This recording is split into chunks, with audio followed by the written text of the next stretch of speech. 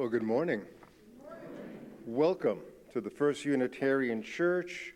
Happy Father's Day to all for whom that applies. As parents, many of us may well agree with the poet, musician, UU minister Rick Maston. He said, "It's easy to say no all the time. It's easy to say yes all the time. It's damn near impossible to be a parent." May parents learn to share the courage of their confusions as well as their convictions.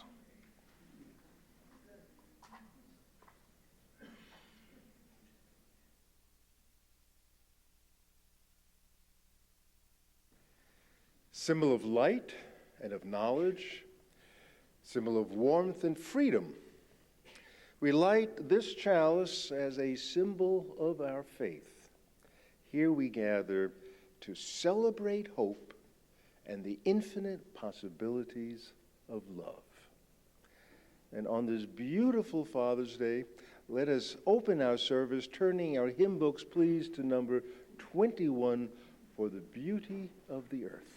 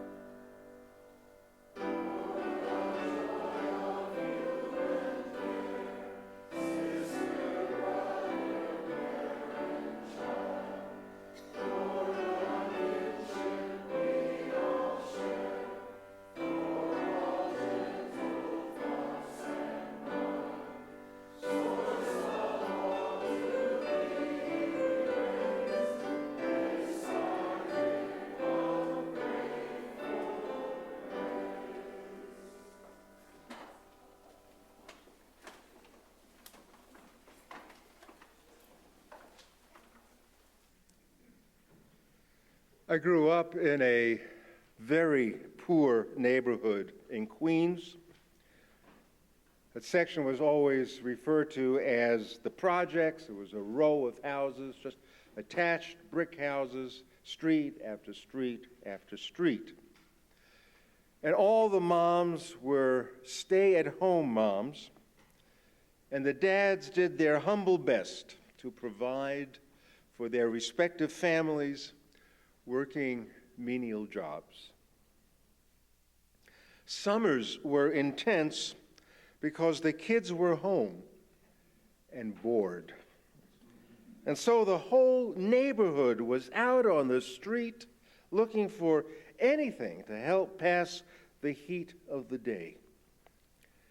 And every so often, and I remember this so distinctly, a mom's exasperated cry could be heard above the din of everybody out on the streets milling about.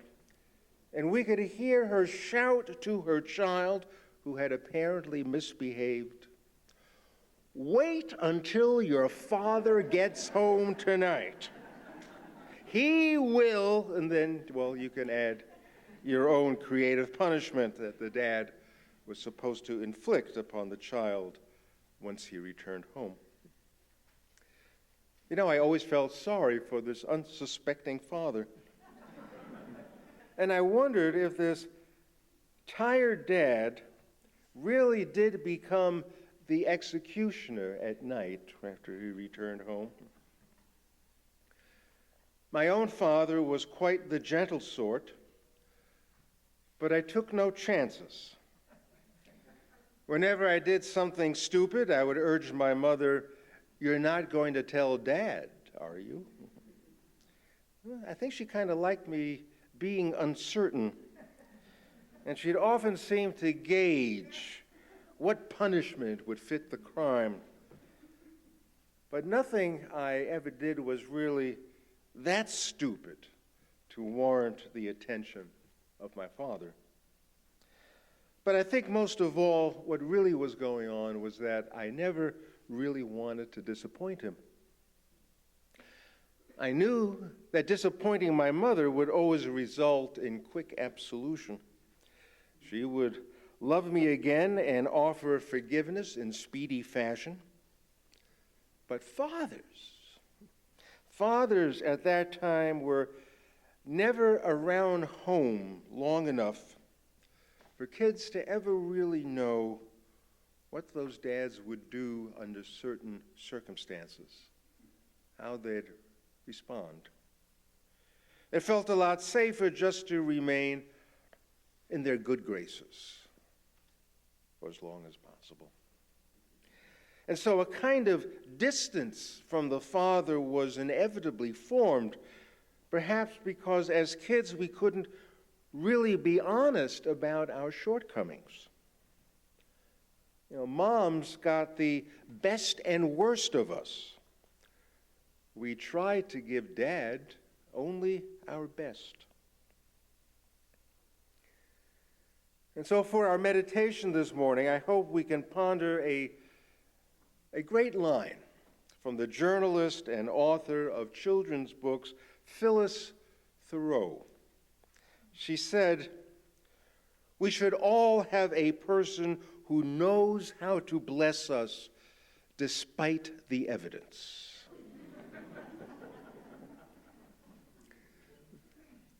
We need a parent to whom we can go and say, "Here I am, blemishes and all. Accept me for who I am, despite the evidence." Now, perhaps the story of the prodigal son was an effort to create such a prototype. Here we have a father who accepts his son despite the lad making quite a mess of things. And the son is blessed and made worthy by the love of the father. The relationship between a father and his children must be based on love, not fear. He's not there to judge or act sternly or meter out the punishment. He is there to love and bless and accept. I think we're learning. I think us dads are learning a lot about parenting and love and acceptance. It seems to be getting easier from generation to generation. I see it in myself and my peers. I see it in my son as father and his peers so new to fatherhood. We're getting better at this. It feels right. Happy Father's Day to us all. Amen.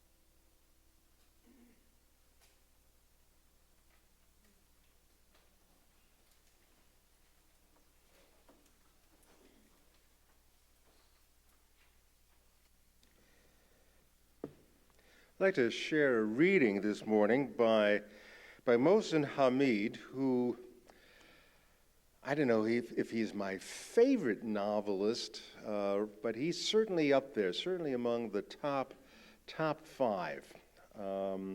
He is Pakistani. He writes in English. The last book of his I read was called Exit West. And I certainly recommend it. It's a slim novel, and it's postmodern, but you can follow it. So many people are afraid of postmodern, but this is postmodern that you can really follow it easily enough. It's about the migration chapter of human history right now, and it is a superb piece. But anyway, he's also written some nonfiction. And here's an autobiographical piece that he wrote on fatherhood.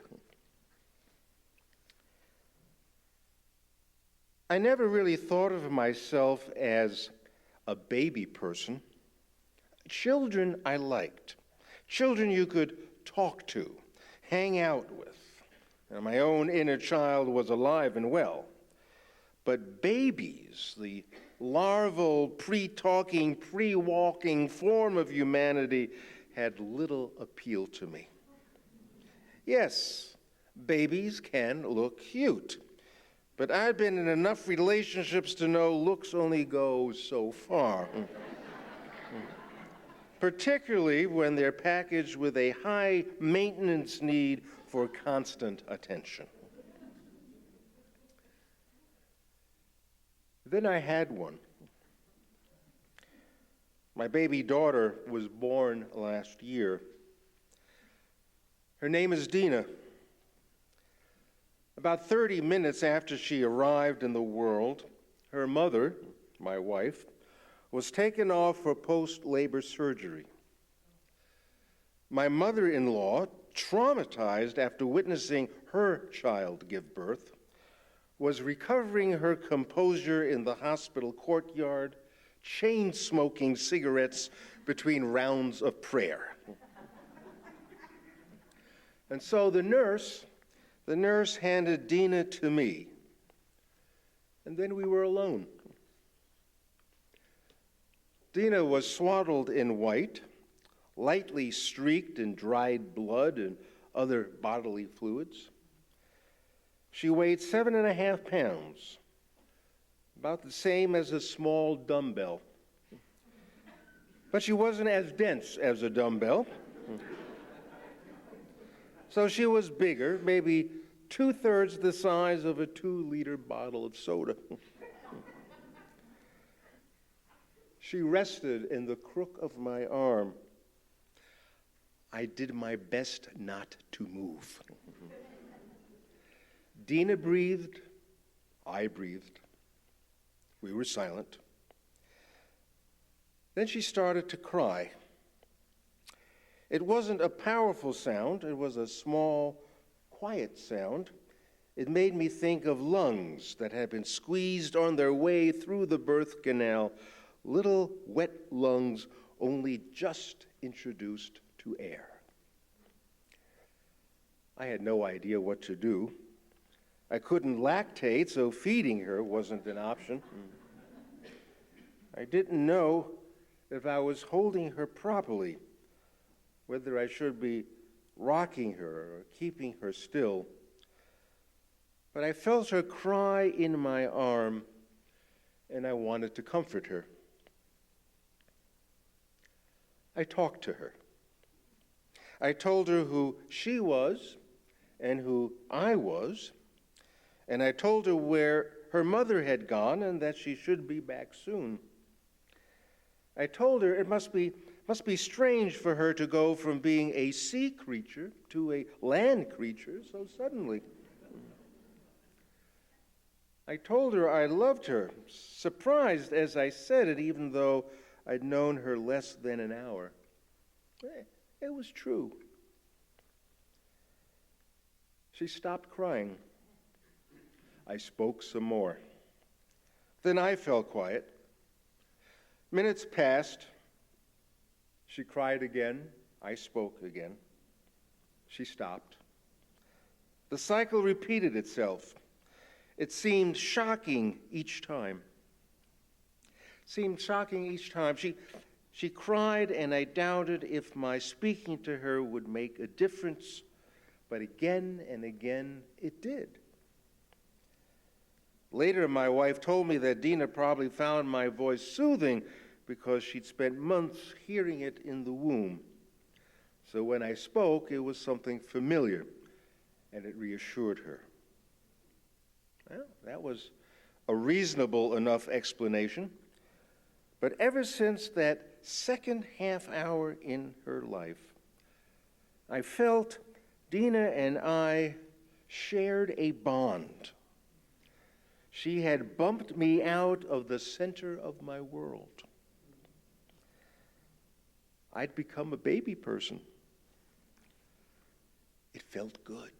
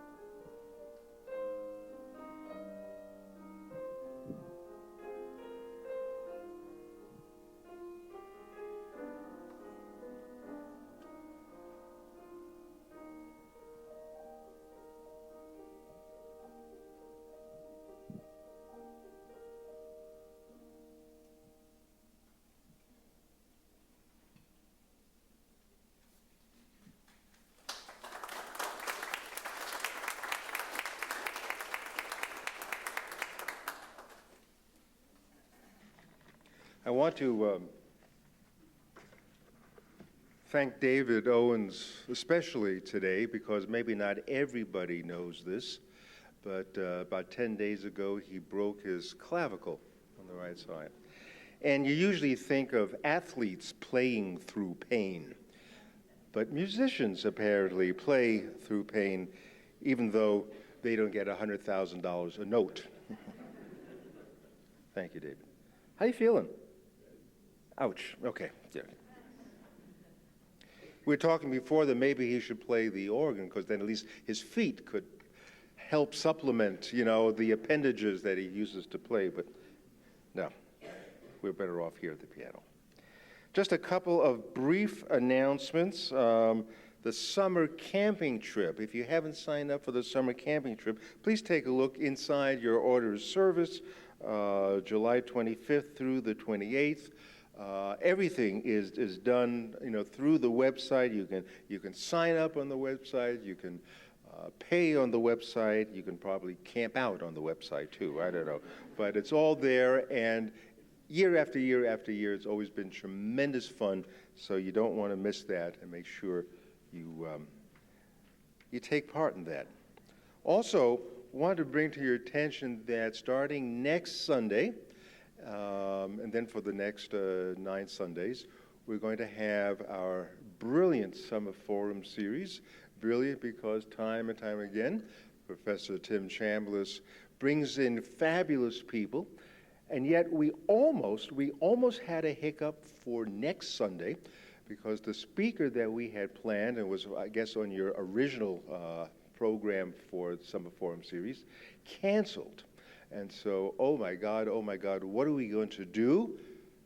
But we have so many resources here in this town, and so next Sunday, a fellow you might remember, Rocky Anderson, will be our speaker here next Sunday, and so Rocky will come in on his white horse, saving the day once again. He loves that part of his life so very much. Anyway, it'll be great to have Rocky back, and hope you'll be here to welcome him.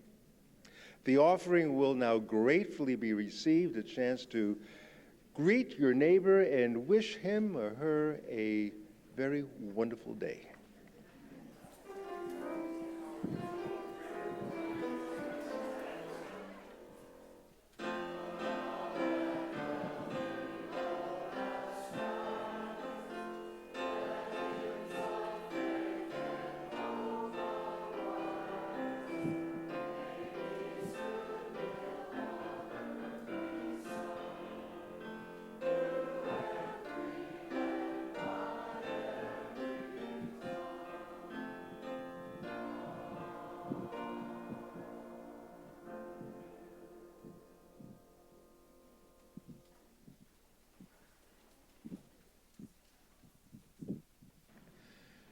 It's actually been for a couple of years now that our church services have looked at Father's Day not just as a time to celebrate the warm fuzziness of Dad and his role in the family, but also as an opportunity to examine the issues that men face, some tough issues, in the changing mores of our culture. Nothing has sparked a greater turnaround in the male den of power and abuse than the Me Too movement. Now, some of us may point to Anita Hill as igniting the movement more than 25 years ago, when she told a firing line of white male skeptical U.S. senators the story of constant harassment by her boss, Clarence Thomas. Now, if I remember correctly, the lawmakers seemed less concerned with all the alleged misconduct of a Supreme Court nominee than that a woman dared to drag such a crude subject into the halls of Congress. Although publicly vilified, Ms. Hill's brave testimony emboldened a new wave of women filing harassment charges. They were standing up together against the very one-sided system of male dominance. The actual name, Me Too, was coined in 2006 by Tarana Burke from the Bronx. I don't know what they're doing in the Bronx, but it's great. I mean, they are starting to produce some wonderful, wonderful activist women, black, Latino, whatever, hell-bent on changing power structures of society. I don't know what they're putting in the water in the Bronx system, but it's good. It's good. Tarana Burke took up the cause inspired by elderly black women, most of whom had died in the latter part of the 20th century. They had sought justice unsuccessfully against their white rapists during the Jim Crow era.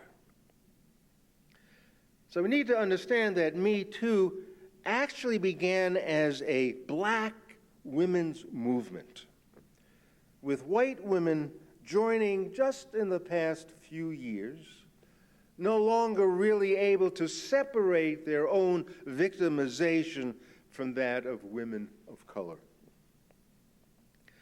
Last year at the Golden Globes Award, Oprah Winfrey framed the Me Too movement as the latest episode in a long history of women's resistance to sexual harassment and male violence. In the wake of the Harvey Weinstein sexual abuse allegations and expulsion from Hollywood, women remain silent no longer. Men of power fell like dominoes.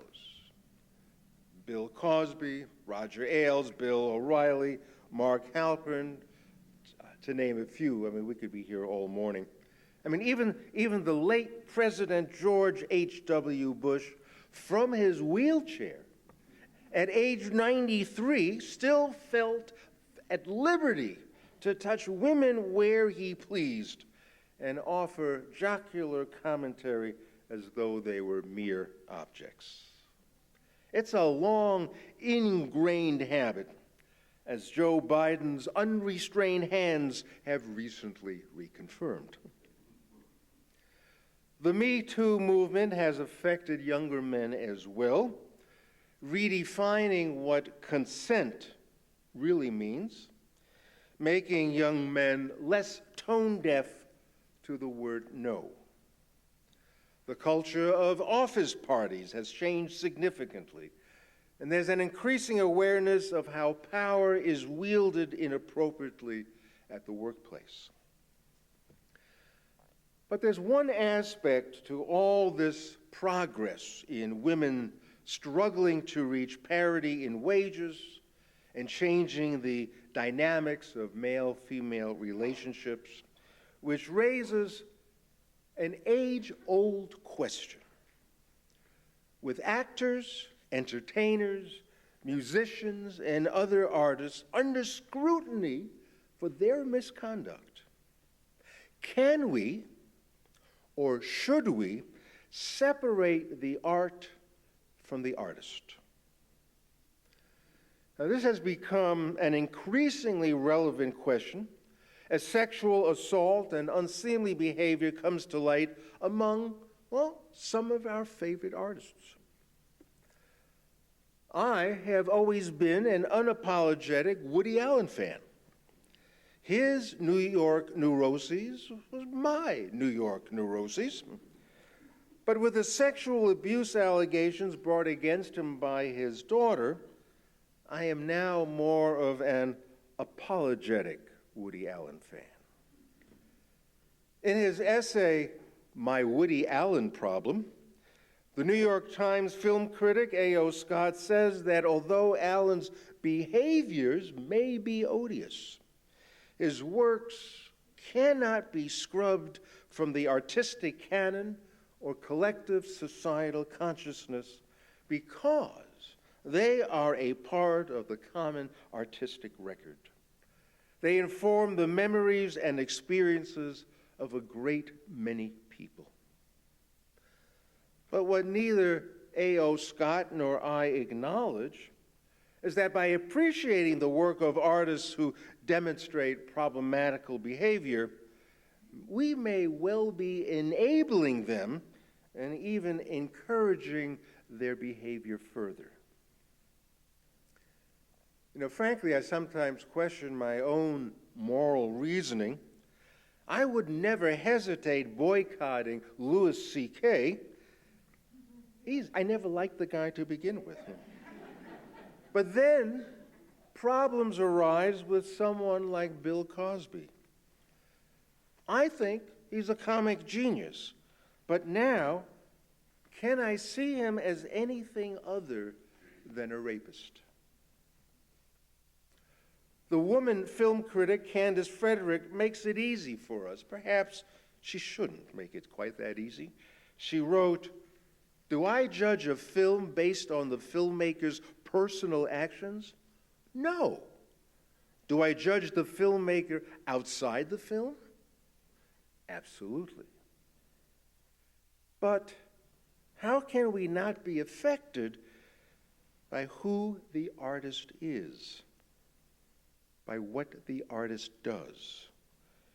When I recently heard John Voight testify on behalf of Donald Trump as the greatest president ever to bless America, I thought to myself, no more Midnight Cowboy. No, can't do it. I love the movie, but no, can't do it. Can't bear to watch that anymore. I've lost all respect. How far do we take it? At what point does the character of the artist impact the art itself? And when do we feel the need to react to the art? What should be our response? Now, to be clear, the artist is never to be regarded as above the law. They are to be punished for their crimes. But the persistent question lingers. Should art be taken on its own terms and not as a referendum on the artist's moral standing? But is it possible to take art on its own terms, knowing that every time we watch a Woody Allen movie or a rerun of The Cosby Show, we're putting money in their pockets? And what then, of course this is the all-time litmus test, what then is the message to our children? Are we saying, it's okay to misbehave in the adult world as long as you are creative? Should we respond as individuals, even as a society, to the art? Should the character of an artist affect how we judge their works? Should the works or performance of unethical artists be censored, shunned, or locked away? Here's some things to consider. When actor Kevin Spacey was accused of attempted sexual assault of a teenage boy, his role in the movie, All the Money in the World, was erased and reshot with Christopher Plummer. A celebrated artist in Australia, Taurus Nona, went to jail for raping a 12-year-old girl. Society as a whole reacted when galleries took his works off their walls and put them in storage. R. Kelly's concerts were canceled and his RCA contract was not renewed because of his alleged sexual abuse of underage women. This all begs the question, should good behavior be a criterion for exhibiting an artist's work? Does art only have value in relation to the conduct of the artist? The art historian Ashley Wilson asked, once we start removing paintings from walls, where do we stop? I don't know, but her question is interesting in light of what we know of Picasso and his abusive treatment of women. Do we remove all Picassos? And one of the greatest Baroque painters of all time, Caravaggio, had a violent personality and was forced to flee Naples because he killed a man in a brawl. He died in 1610, but nobody knows how. It was either a revenge killing or an accidental poisoning. Should the good people in Florence remove the statue of Perseus, exquisitely carved by Benvenuto Cellini, talking about his famous sculpture where Perseus is holding the head of Medusa, which he completed in 1545 after 9 excruciating years of sculpting that piece. But Cellini was a notorious sex offender. Young women, young men, you wouldn't want to live next door to him. But should his art continue to be admired by tourists from around the world? And in our contemporary society, do we stop playing Michael Jackson because of the accusations of pedophilia? Or somehow does his music transcend the accusations? Oh, if so, why?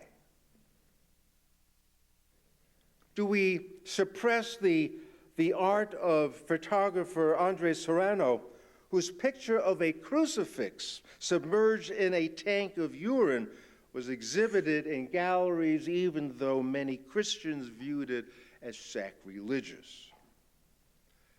Is it wrong to censure art because of its content? Well, is it right to shun an artist because of his behavior? What's the difference? What role, if any, should biography play in appreciating art? Isn't a work of art or a performance supposed to have value and meaning in its own right? Should biography affect our judgment of what holds aesthetic value? Should there be any connection at all between an artist's life and his work? I think it's an intriguing question that never really stops. In fact, a brand new document emerged from Britain's National Archives that portrayed William Shakespeare as a dangerous thug. Shakespeare was involved in organized crime. And this is not, much ado about nothing. Really, it was big. In 1596, there was a writ by the Sheriff of Surrey charging Shakespeare with making death threats. Wow. The Shakespeare Festival in Cedar City may be in trouble. Who knows? And then there's Mozart. Oh boy. A musical genius for sure, but quite vulgar. Very much into scatology. And for those of you who may be unfamiliar with that term, scatology does not refer to the singing of Ella Fitzgerald. It's not jazz scat. That's the other kind of scat. Mozart was obsessed with excrement. He wrote some musical canons, one of which I will only say in German, but there are enough cognates in English for you to figure it out. So he wrote this tune accompanying his words, Leck mich im Arsch. He wrote a letter to his cousin, Maria Anna Telka Mozart, which runs as follows. And please forgive me, but it's Mozart after all. This is what he wrote. Well, I wish you good night, but first shit in your bed and make it burst. Sleep soundly, my love, into your mouth your arse you'll shove. Now, these letters were suppressed because, well, he's Mozart. And the caretakers of his legend wouldn't want his biography to interfere with the masterpieces he created.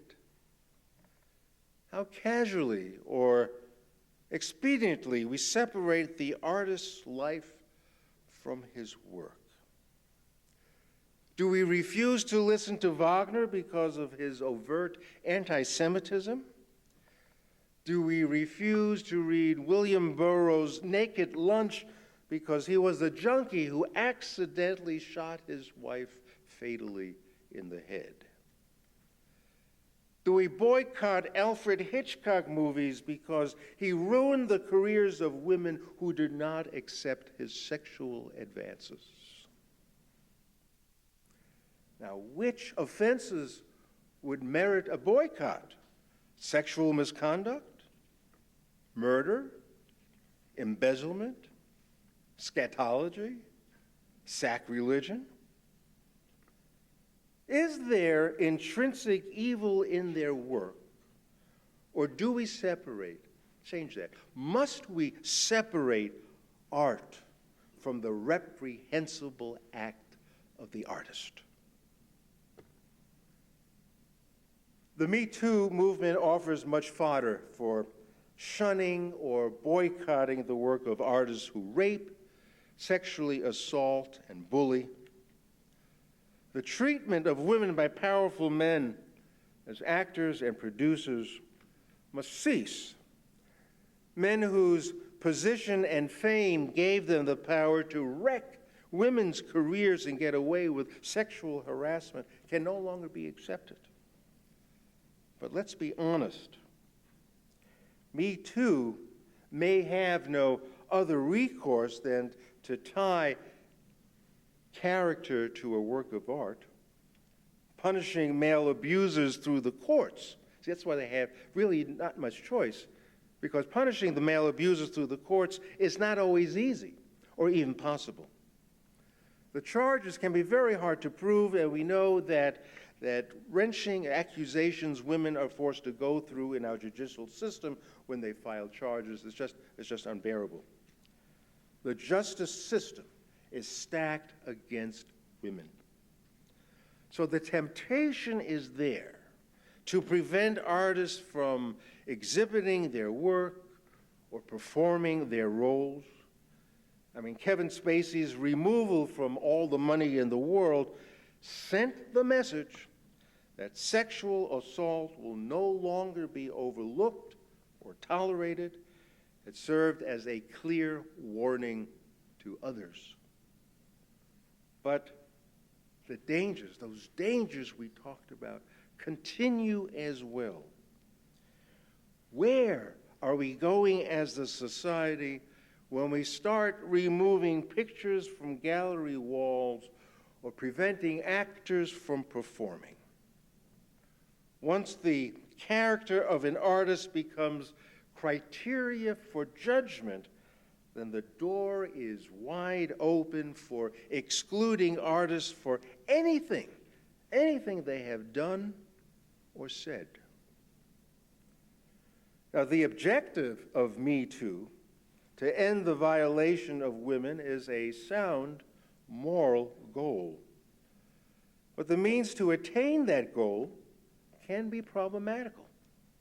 Do we really want to remove or censor art as a means of achieving that goal?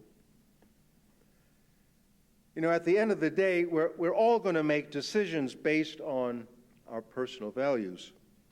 You know, I may not listen to R. Kelly. You may elect not to see Woody Allen. All of us must search our souls and draw our own lines in the sand. I do not listen to Wagner, but I like Mozart. It's kind of like religion. We make up our own rules as we go along. My last observation is that society is indeed changing. And much of that change comes from the unrelenting pursuit of the Me Too movement. But the zeitgeist as well has opened the floodgates to myriad forces challenging male power that has silenced women throughout all of history. All of history. I was encouraged by the, I think dramatic changes taking place at MoMA, the Museum of Modern Art in New York. They're closing their shop, let's say, for about 4 months for renovations and expansion. 40,000 square feet of gallery space will be added. And the impetus for the addition is that the museum has decided to change the story. They want to change the story of modernism as is currently portrayed in the museum. Meaning their story, you go to MoMA, modernism is strictly linear and dominated by male Europeans. And so the world-renowned Museum of Modern Art will rewrite the story of contemporary art with its decision to become intentionally far more inclusive. The story of modernism, dominated by white male artists, represents only a part of the story. And now the modern art story will include women like Jennifer Bartlett and the painting by the African-American artist Horace Pippin, a painting of his called Abraham Lincoln, the Great Emancipator, Pardons a Century. And if you can imagine this, that painting will hang right next to Andrew Wyeth's Christina's World. Together, it's going to create a far more accurate and complete picture of the modern world. The collection of post-impressionism and cubism will become more inclusive in terms of non-white and non-male artists. And believe it or not, it's just tough to imagine Monet's water lilies. I mean, that's why people go. What an example. What a great exhibit at the Museum of Modern Art. They're going to put it away. Monet's water lilies is going into storage. Van Gogh's Starry Night will remain. So you see, it's still kind of arbitrary, but it's new.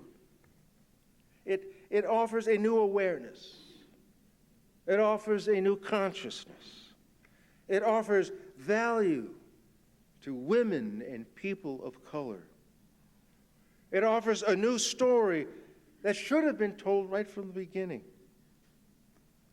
Narrative is key, and our culture is changing.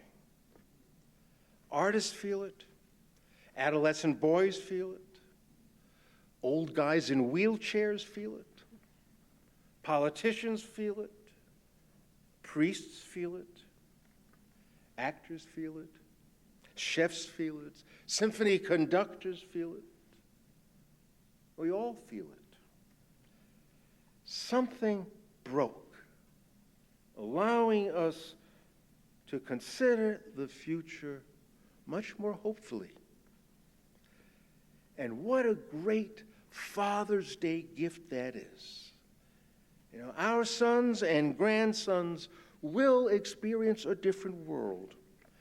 They will inherit a far more accurate story of our culture and its history, where the contributions of women and people of color will at last be honored and celebrated. And that's bound to change things a lot. It will change the world. Let's close our service, turning our hymn books, please, to number 128.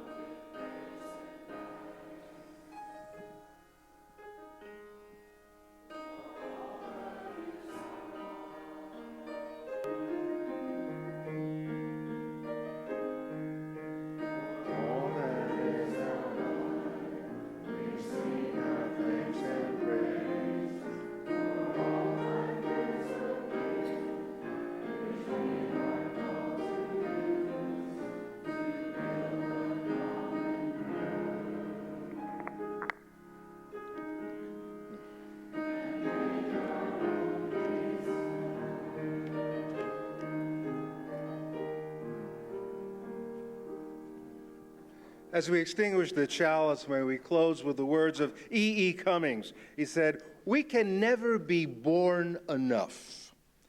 Now, we know about being once born, and in some religions, there's being born twice.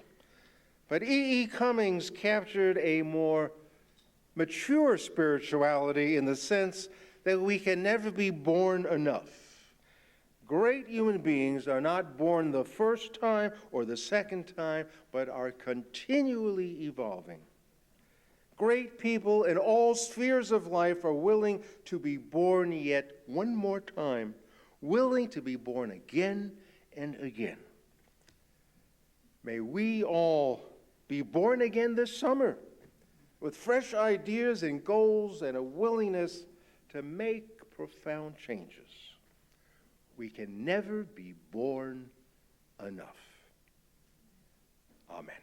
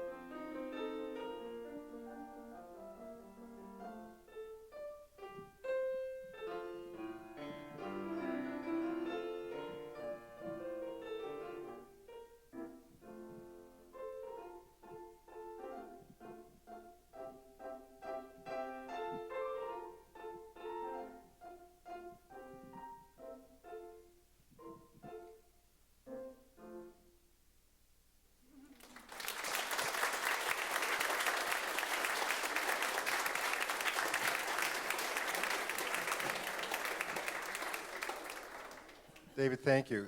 Thank you for daring to play Mozart, after all. On your way to coffee, you may want to say, this is my latest artistic acquisition, conceptual art by a lovely artist, friend of Mary's and mine. These are all found objects. It's self-explanatory. It's all the victims of Me Too, at least in the symbolic guise here. So take a look, and let's go have some coffee, some conversation. And this may be my last formal chance to wish you all a wonderful, wonderful summer, and enjoy the Summer Forum series.